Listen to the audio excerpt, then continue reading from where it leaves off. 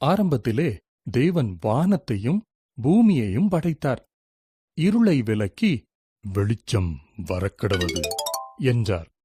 வெளிச்சத்தை பகல் என்றும் இருளை இரவு என்றும் அழைத்தார். முதலாம் நாள் முடிந்தது. தேவன் ஆகாய விரிவை உண்டு பண்ணி, ஆகாய விரிவுக்குக் கீழே இருக்கிற ஜலத்திற்கும் ஆகாய விரிவுக்கு மேலே இருக்கிற ஜலத்திற்கும் பிரிவு உண்டாக்கினார். அந்த ஆகாய விரிவுக்கு வானம் என்று பெயரிட்டார். இரண்டாவது நாள் முடிந்தது.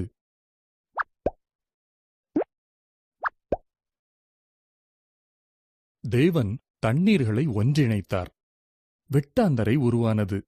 தரைப்பகுதியை நிலம் என்றும் தண்ணீர் நிறைந்த பகுதியை கடல் என்றும் அழைத்தார்.